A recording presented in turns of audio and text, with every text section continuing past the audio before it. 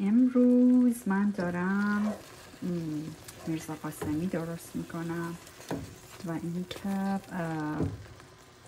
خود من و بچه های من خیلی میرزا قاسمی رو دوست داریم و اینکه میرزا قاسمی اگه میخواین یه میرزا قاسمی داشته باشین که واقعا طعم این انگار که رفتین توی شمال ایران دارین میخورینش باید کبابی باشه. حالا من امروز کبابی نتونستم بکنم و جرزنی کردم از مغازه های ایرانی اینو گرفتم. البته اگه توی امریکا هستین این مارک خیلی خوبه، زینا. فکر کنم لوته و مغازه های کورین هم داشته باشم.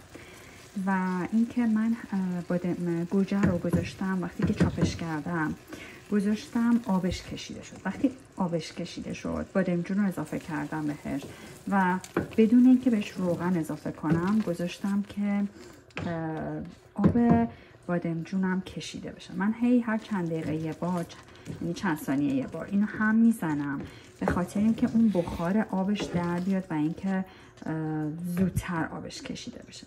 وقتی به این مرحله رسید که آبش رو اینا کشیده شد من این میونه اینو اینطوری میدم کنار و یکم روغنی وسطش میریزم، کوچولو روغن فعلا میریزم. من حالا یادم رفته بود بگیرم، من سیر و اینامو سیرمو اضافه کردم حالا برای اینکه دوباره به شما نشون بدم. اینطوری سیر رو من یه ذره تفتش میدم، یه ذره سیر رو تفتش بدین که اون قشنگ بوش توی روغن در بیاد، مزهش بیاد توی روغن. وقتی که اونطوری شد، وقتی که دیدین یکم قشنگ نه خیلی سرخ بشه و نه اینکه خام باشه، وقتی از اون خامیتش در اومد اینو من قشنگ بیان اینو هم بزنید، قشنگ مخلوطش کنید با همینجا.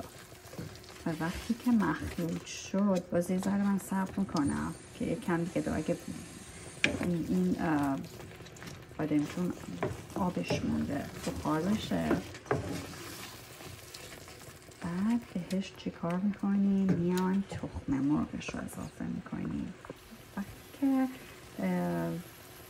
قشنگ آب بادمجون کشیده شد اینطوری من این وسط رو باز کردم، تخم مرغ رو تو شکستم، میذارم تخم مرغ یه ذره سفت بشه، بعد مخلوطش میکنم با بادمجون. من که نمیخوام همش توی بادمجون یعنی که مخلوط بشه دیده نشه، میخوام یه ذره